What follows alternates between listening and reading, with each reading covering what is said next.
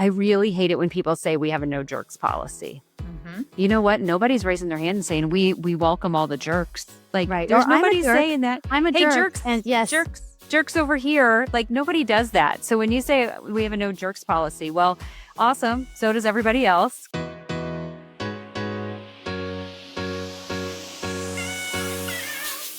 I can't wait to introduce you to Knowing Me, Knowing You, the Know Me podcast where the future of financial advice starts with discovery. We're bringing you candid conversations with top industry leaders, innovators, and behavioral finance experts, exploring how wealth managers can deepen client relationships, personalize advice at scale, and drive real business growth.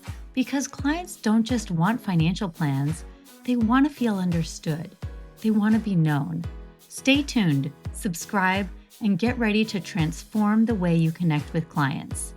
Know Me, transforming discovery into growth. Hi, and today we are joined by Shelby Nicholl. Hello. Hello, Shelby. I'm so happy you're here, and I'm so happy that you are a friend in the wealth industry that I have come across since I launched this journey. You have such a fabulous background. You're a 25-year wealth management veteran turned founder and CEO of Muriel Consulting.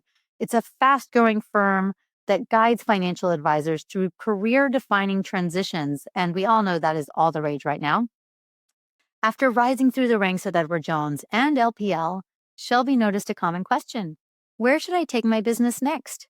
Now she helps advisors, especially women and those breaking away from captive firms, answer that question with clarity, confidence, and a roadmap to build the practice that they deserve.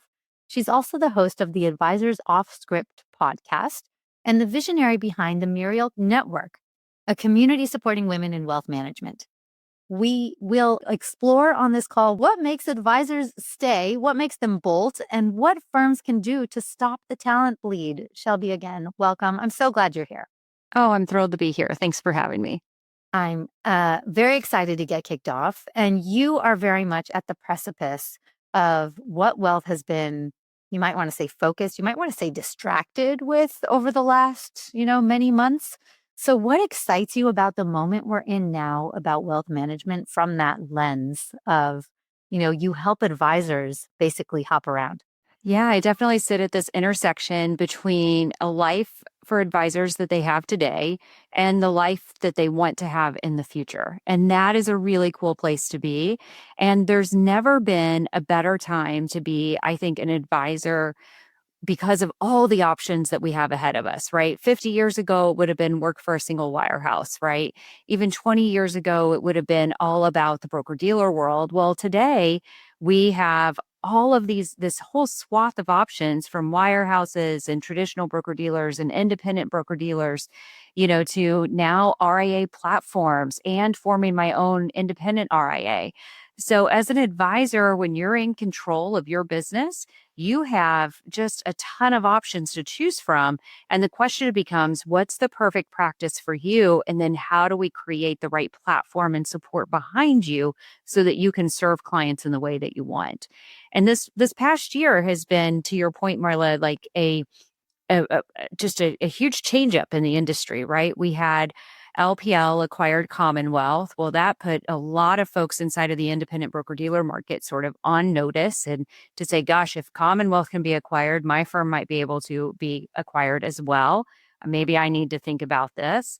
We also had moves like OpenArc in Atlanta form, which was just a ginormous RIA launch out of a wirehouse that really has said to anyone, doesn't matter how small you are, how big you are, you can launch an RIA. And so, today there's just more advisors out there taking agency over their careers and at a time when we're going to have a shortage of advisors in the future. So now's a great time to be an advisor. What a fantastic answer. And I think like what you said is, advisors who want to continue to serve their clients as they want, also they want to get paid in a way that they want. So you came into this particular niche from a background that is very credentialed. You were at LPL and at Edward Jones. You know advisors, you've been in the home office, you understand how they operate and how everything works in the structures and the monetization models. what brought you here? Like, why did you make this your calling? Yeah, when I exited LPL and exited corporate life, I knew I wanted to do consulting, but I didn't know exactly what that was going to look like. And as I was kind of figuring that out, I was fortunate in that I had a great network of advisors, and I had several advisors call me and ask me to do this work. So the first two advisors that said, "Hey, I'm going to move my firm, my practice. Where do you think I should take it?" I actually sent them to other people in the industry that I knew. And candidly, I didn't think they were very well served. So when the third team came to me, I said, "Okay, I guess maybe this is the universe's way of telling me that I have some value to give here." And so took on that third team that had come to me as my first client. So we made their move. They ended up leaving a captive broker dealer, moving to an independent broker dealer. And in that process, we really stood up all parts of their business, right? They had to figure out how to do payroll. They had to figure out their real estate. They had a tough and complex move. They had staff members that we had to bring on board as well. And so that was the start. And then from there, the ball just really went with referrals and meeting tons of industry partners. And today we do three things for advisors. We help them move firms, we help them build RIAs from scratch, and we help them hire staff. Think of servicing advisors, CSAs, paraplanners, et cetera. And all three of those business lines, if you will, have come about because advisors came to us proactively and asked us to do that work. Amazing. I didn't know you do all those three things. Now I learned a little bit more about how I can offer you more value. So, from your vantage point, you've seen quite a lot. Where Mhm. what are the early warning signs, the check engine lights that are indicators that advisors are becoming unhappy? What are the things that kind of push them over that edge of something is really wrong here and I need to make a really massive shakeup in my business? Yeah, I feel like there's certain profiles of various advisors in this way, right? Some advisors are on this like very long path of sort of disassociation from their current firm, right? And it's a ongoing, very slow roll down the hill of dissatisfaction. Other advisors are like an up and down, right? Something irritates them, their dissatisfaction grows, their happiness level is down, and then they sort of come back up and then they go down again and back up, et cetera, right? And then for others, it really is this like moment of truth. Just something happens in their firm that they just cannot get past. So every advisor is a little bit different.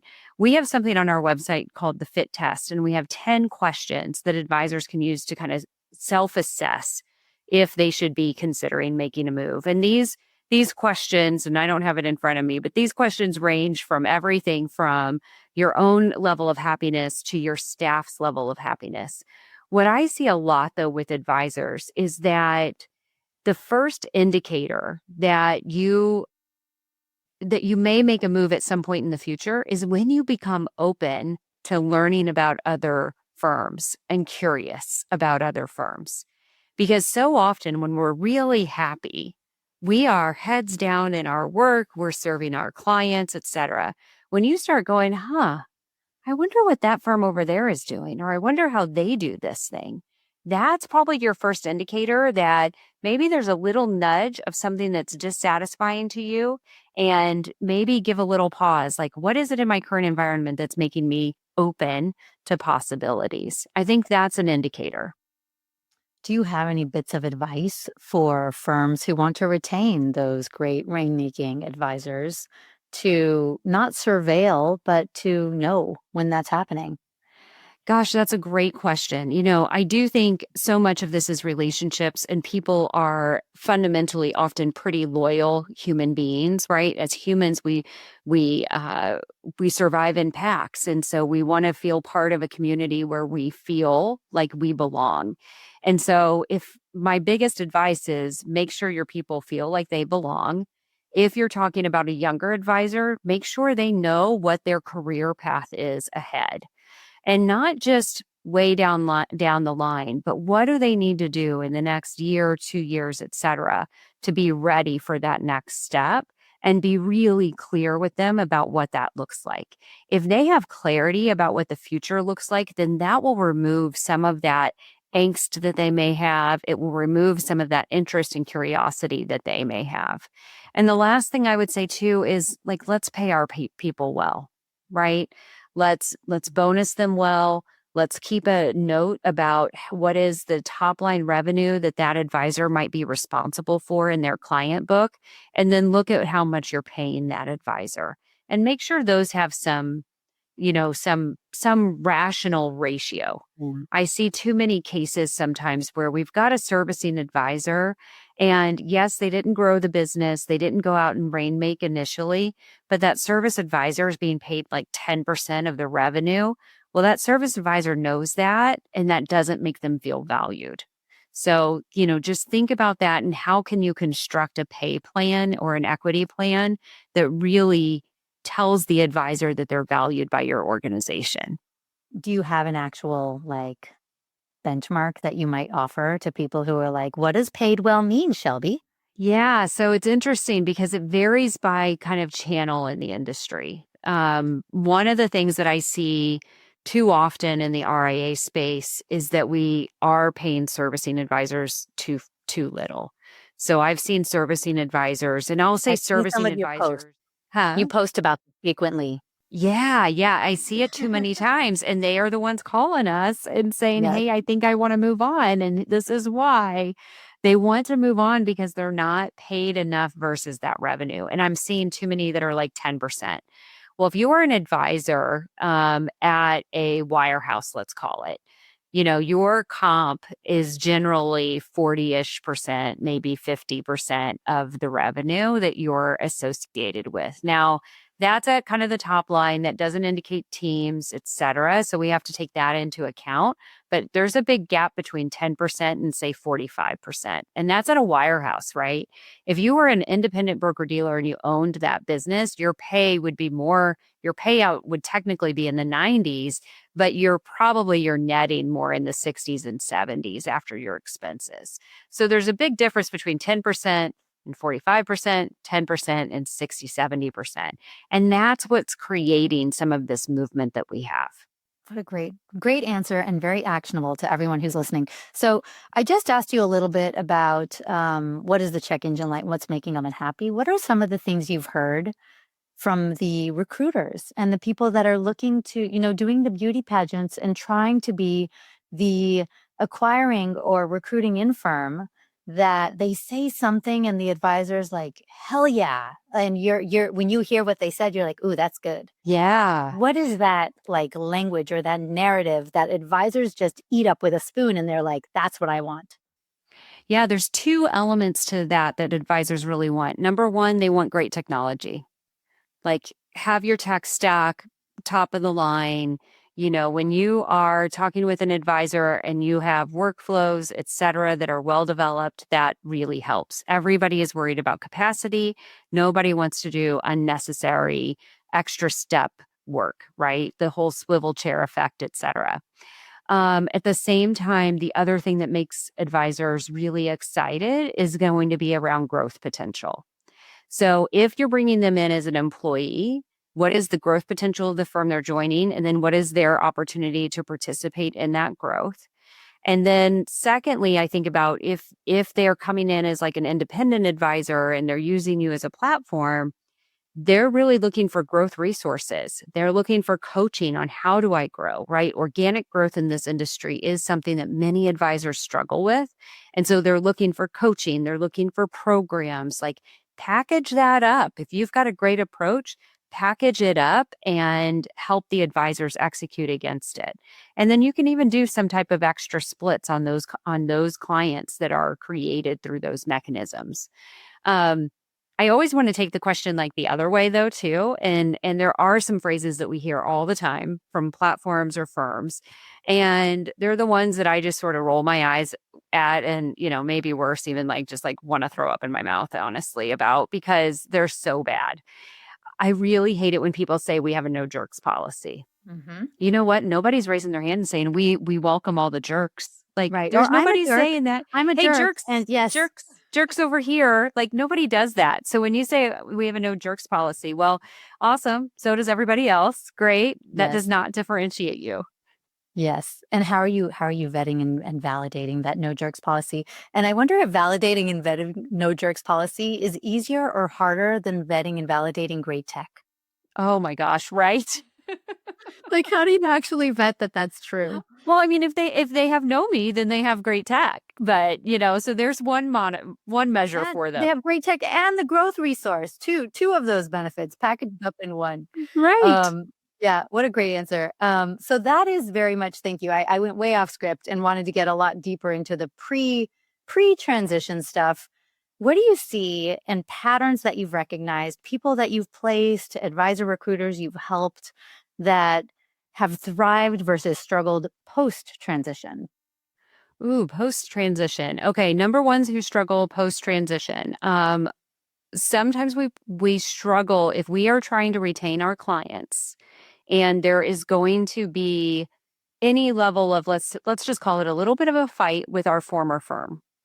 That is a place where people can get very high anxiety, naturally so, right? Because their future revenue might hinge on bringing those clients over.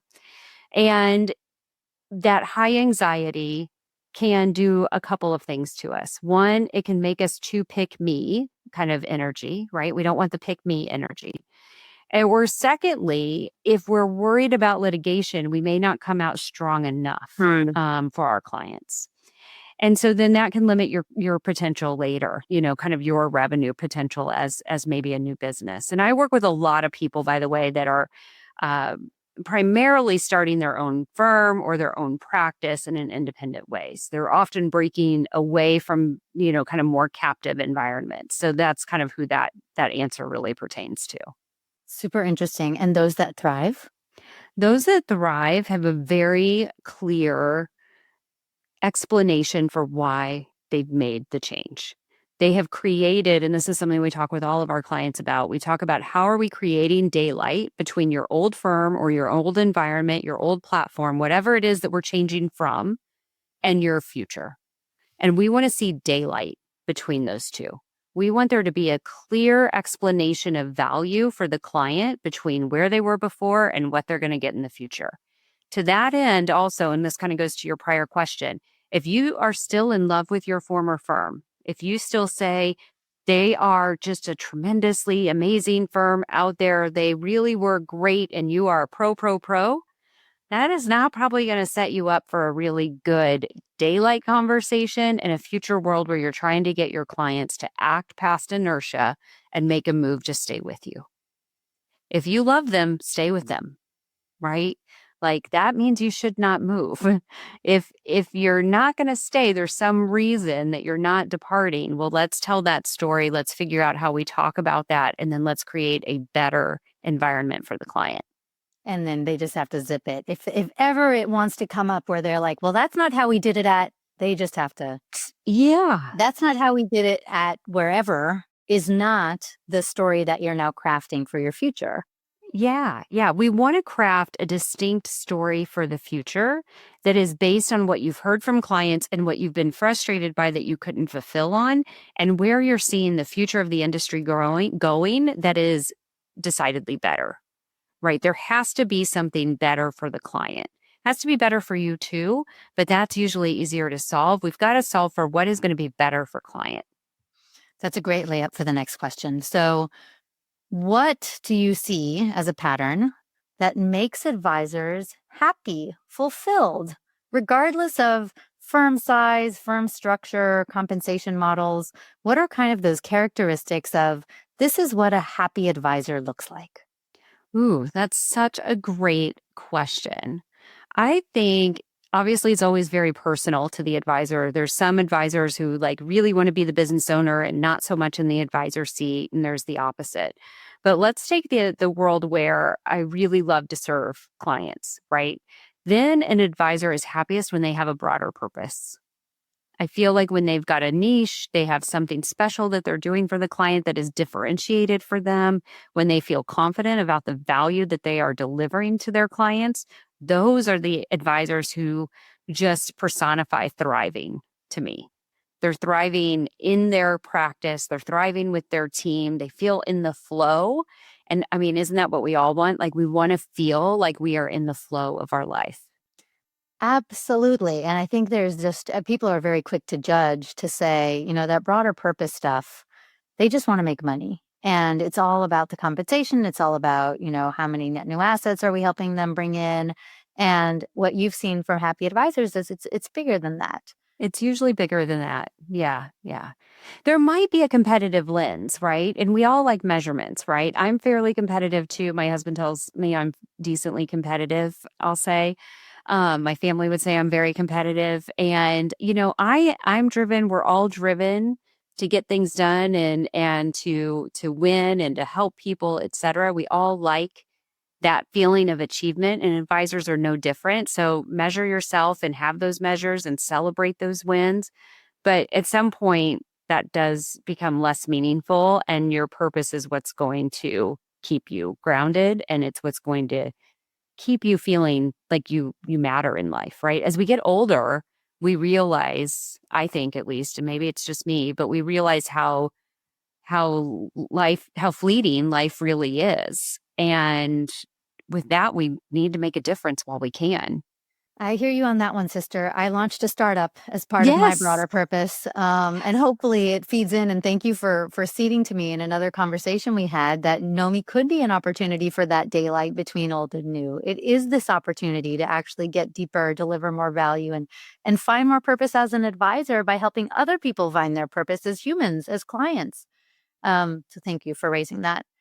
So imagine I am Marla, the advisor today at a big wirehouse, let's say a Captive, an Edward Jones, a Merrill, a UBS even. I just saw a news article today about UBS flight. What are some of the common misconceptions that you would want to tell me about? How do you Mm. actually look me in the eye and say, don't believe these myths about the grass always being greener here on the independent side? Or what would you want to tell me? Yeah, I'd want to tell you, and this is such a great question. There's a few things I would want to say. Number one, there are many, many ways to break out of your existing environment. It does not mean that you always have to stand up your own independent practice. It also does not mean that you have to just go join another wirehouse either, right? There is a whole swath of options, and you need somebody who's going to work with you to find the right one. I would say that your perfect fit firm is not necessarily the same as your buddy down the streets. I Hmm. talk about this a lot with our clients. Every advisor we work with knows somebody who moved somewhere, right? And they're so happy over there. Maybe I should just go to that firm. Well, it might be a good decision, but it also might have been a great decision for your buddy and a crappy decision for you. So, not just because it worked for your friend doesn't mean it's the right decision for you. The third thing I would say too is don't be afraid, right? Don't be afraid. Do the work to secure your client relationships, do the work to create value with your clients today, and don't be scared, right? Don't let fear hold you back from something that can create a world of just incredible meaning as you think about the agency that you would have in owning your own practice. I mean, Marla, you started a startup. I started a kind of a startup, right? A consulting firm. And as business owners, we know what it's like on the other side when we're not captive employees. And there is nothing like the freedom that we get to feel and the agency, and sometimes a little bit of the stress, but the excitement of building something that is yours. That is what people are really missing out on, and I think is sometimes underestimated. What fabulous, fabulous advice. And as you were saying it, I was actually translating each one of those answers to the clients, and clients who are looking for advisors. Yeah, when you're thinking about what to do with your money, you've got lots of options. Don't go with what your friend went, and don't be afraid. Yeah. It's when you're making big decisions, it's really important to understand your own context. I think there is a startup that's doing something in that space. Oh, I think maybe there Yes. is. Yes. To help you Um, sort through your emotions and to figure yes. out your personal goals. Yes. Exactly. Exactly. Yes. I would love to learn a little bit more about the Muriel Network. I'm also curious about the name. What is the Muriel Network? How does it really connect and elevate women? How does it change the face of wealth? What are the challenges you were looking to solve for when you built it? Yeah. And how can people learn more about it? Yeah, so Muriel Network was my first entrepreneurship baby, if you will. And it is a digital community for women in wealth management. It's actually a room that sits inside of a larger digital community that is co-ed called Good Advisors Finish First. And really the goal of it is that if you as a woman in the industry, and Marla, you I know have experienced this too, there is nothing like the magic of an all women event. And I know the guys don't always understand, but as the minorities often in the room, there is just some solidarity that we still gain by getting together as women. And so when we get together and we can talk about the challenges that we face that are unique to our gender, and the challenges that we just face in life, and we can come into some common space around that, it really is magic. And so I had seen this magic unfold with an in-person group that I helped start here in St. Louis called Women Leaders in Finance. And I wanted to bring that to the industry. And so we started Muriel Network. Muriel is named after Muriel Siebert. And Muriel Siebert was the first woman member of the New York Stock Exchange. It was her and 1,600 guys. She had to ask for sponsorship. The New York Stock Exchange at the time was like a country club. And no woman had ever been on it before, right? She was the first. She was the trailblazer. So she had to ask, I think it was 9 guys before she got a yes of somebody who would sponsor her for membership. And then she had to go out and get all these loans on a seat that she didn't own yet and convince banks to give her that. Now, no guy had been asked to do that, but she was. So she had all these extra barriers that she kind of had to overcome at the time. And of course, it was 1968. I mean, she was a I was going young to ask if woman you and knew the year. Wow, that's right? phenomenal. Very Yeah, phenomenal. not that long ago. It wasn't that long ago. And then you know what? It took another 10 years before there was really a second woman. It took 20 years before they got a restroom on the floor, of the New York Stock Exchange for women. So it Wow. was shocking how long and how slow some of this progress really was. And Muriel was, Mickey is what she went by in real life. Mickey Siebert was just such a trailblazer. She was a breakaway. She started her own firm. So that's who I named Muriel Network after, and then obviously Muriel Consulting. What a beautiful story. I'm so glad you went into the depth there, and I'm inspired, and I hope others join it and are interested in learning more. You, on your podcast, you talk to advisors who are quote unquote winning in business and in life. Yeah. What are the things that you're hearing that are coming out of those conversations that are spilling over from in both directions, from business into life and life into business? The better both of those things are operating, the more the water rises kind of under both. And Mhm. you're actually delivering a better product for your clients. You're changing the way wealth looks in the market. What are you hearing there? Yeah, I think a couple of things.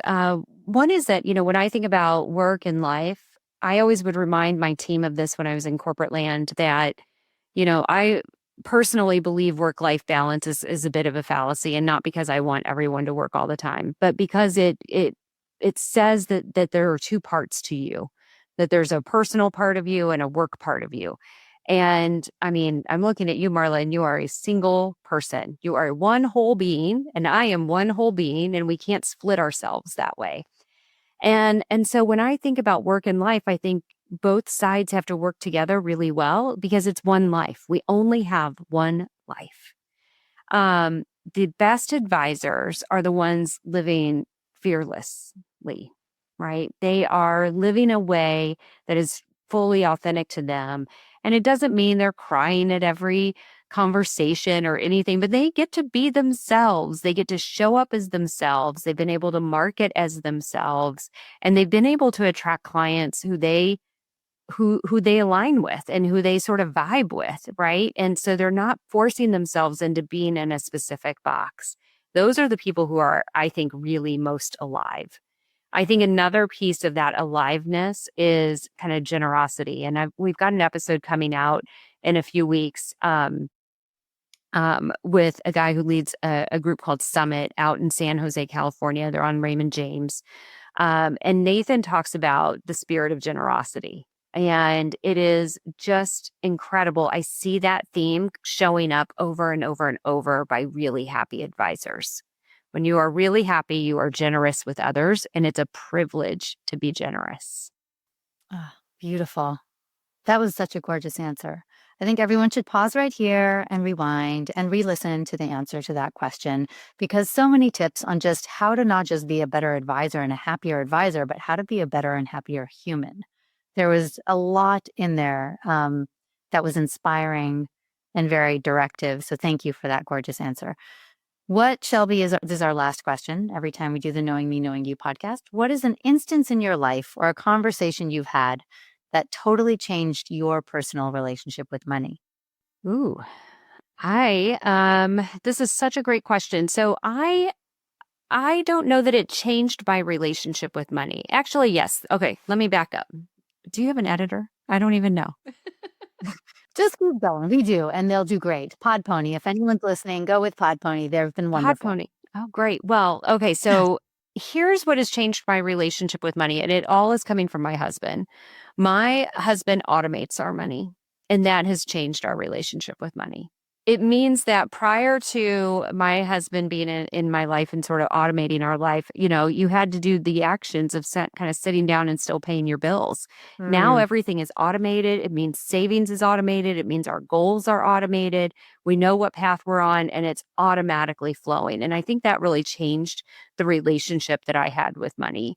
It became not so much of a chore, but much more of a gift. And I do see this kind of thread through our whole conversation around generosity and purpose today. And I think it's because once you've been able to sort of automate money and feel comfortable in money, then you're able to also automate and feel comfortable with generosity as well.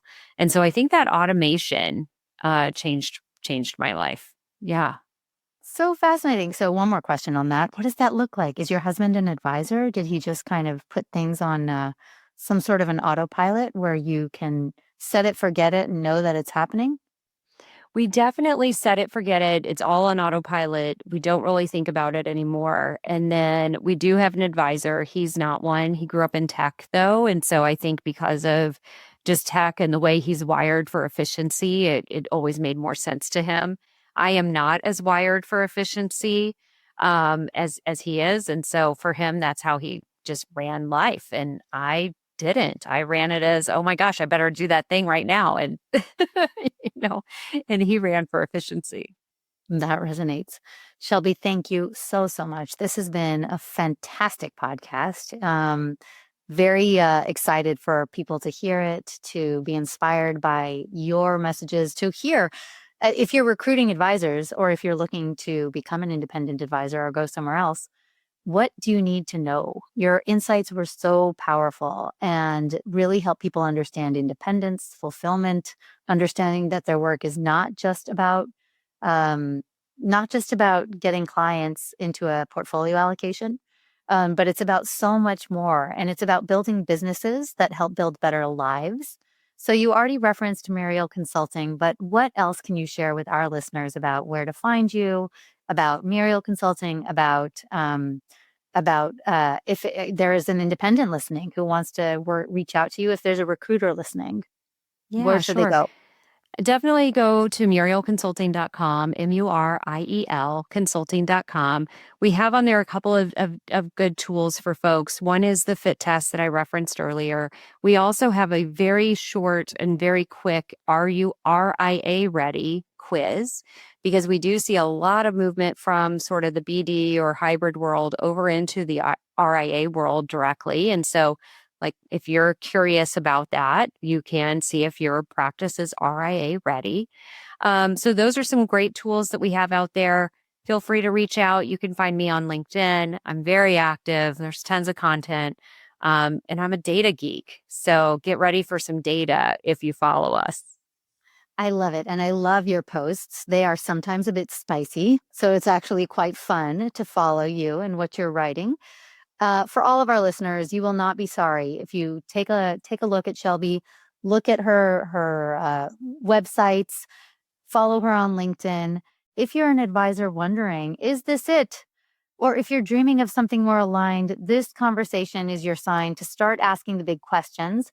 If you appreciated this, please share it with somebody else who will also appreciate our conversation on either side of the advisor transactions that are happening a lot frequently. And think about, what does advisor happiness mean to you? Shelby, I'm so glad that you joined us. Thank you. Thank you for having me. Thank you for joining us on the Knowing Me, Knowing You podcast. If you enjoyed this episode, share it with someone who needs to hear it. And don't forget to subscribe, rate, and review. Your support helps us bring more transformative conversations to you. Until next time, keep discovering, keep growing, and remember, you're in control of your own financial story. Follow us for more conversations on financial confidence, self-discovery, and the future of money.